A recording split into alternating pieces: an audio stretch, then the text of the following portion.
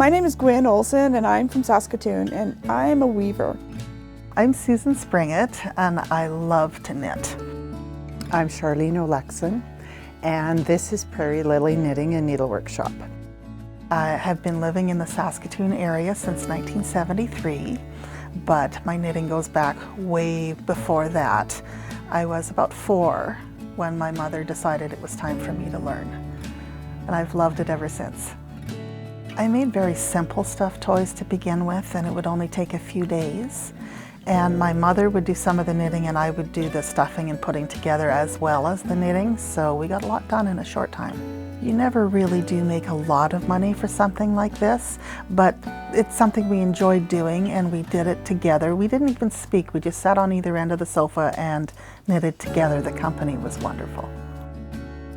I don't normally keep track of how long it takes me to knit something. It's very difficult to assign a price to a knitted piece.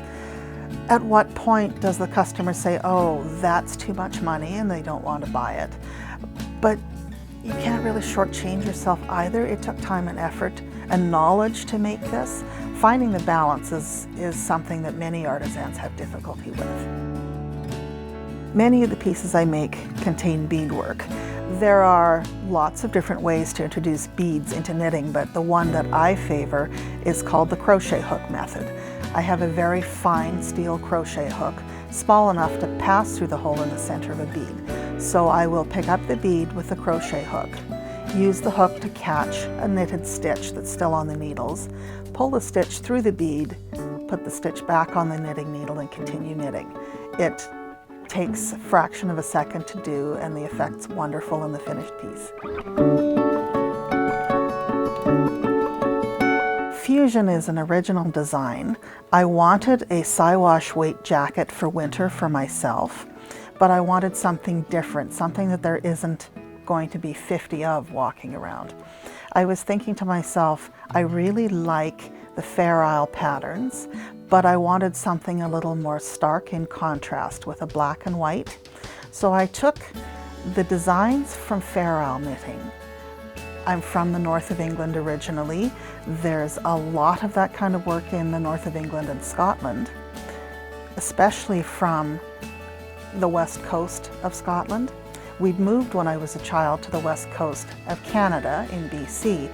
Siwash sweaters originated there. So I thought if I blended the two, I might get something to suit my needs. Since it's a fusion of Fair Isle and Siwash, I named the pattern Fusion.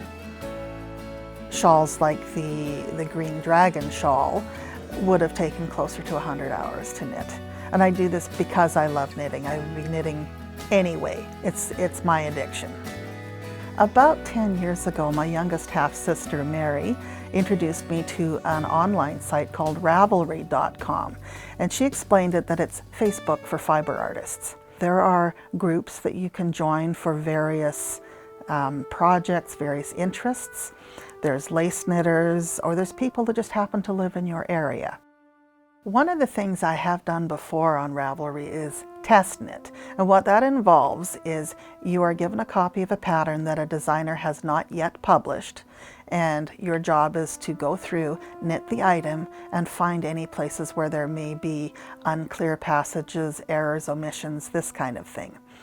One of the ladies I had met who became a good friend was a member of this particular designer's group. The designer's name is Annalise Maygard. She's actually from Sweden. So my friend said, Annalise is having a new pattern. She's asking for test knitters. Would you be interested in trying one of her patterns? So I went over to the group and posted a message saying I would be interested to test knit. The designer contacted me and said, well, I have enough people doing the charted pattern. Would you look at the written directions? The written directions aren't as popular anymore, although that used to be the only way patterns came out. When charts came out, it's a visual representation of what you're doing, so people find it much easier to read. So I said, yes, I've done lots of knitting from written directions. Sure, I'll test knit this for you. So what I did was I knit the shawl, and every time I found something that wasn't clear, or perhaps the stitch count wasn't quite right, or in one instance there was a few lines of pattern that were missing when she cut and pasted, just bring it to her attention so she can correct her pattern before it's released for sale. Some designers pay people to do this. Some designers also buy the yarn, mail it out, and you mail back the finished project. In the case of the green dragon shawl for Annalise, we're just provided with a free copy of the pattern. We do get to knit our own sweater or shawl or whatever it is we're test knitting, but we just sent her pictures and updated notes. Buying yarn is always an adventure for me. I like to buy in person rather than online. Online colors are never quite what you expect on the monitor. Everybody's monitor is different. You also don't have the tactile experience. You can't touch the yarn, smell the yarn. You can't contrast the two balls of yarn side by side. I find walking into my favorite yarn store, I feel like a kid in a candy store, really. There's so much color, so much variety. It really gets your creative juices flowing, so to speak. I frequented this store as a customer and came and said to the owner, one day it would be my dream to purchase your business when you retire.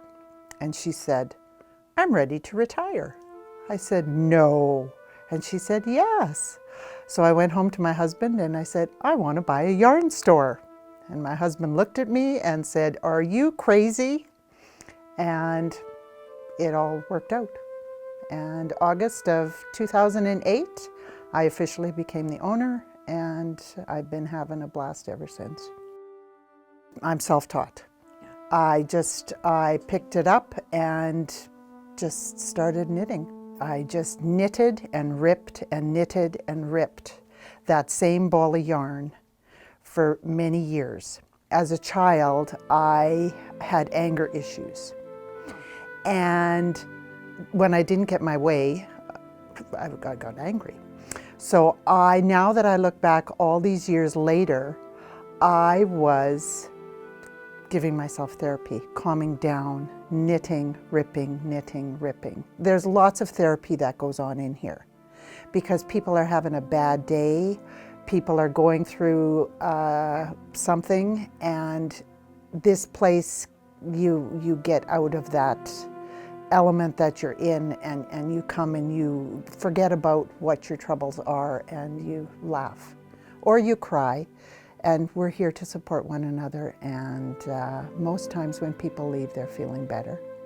I find that ladies who knit or crochet or stitch are just well-rounded, good-hearted women, or men, because there's men who also enjoy this craft. There's a table at the back where ladies can come and bring their projects and work on whatever they're working on.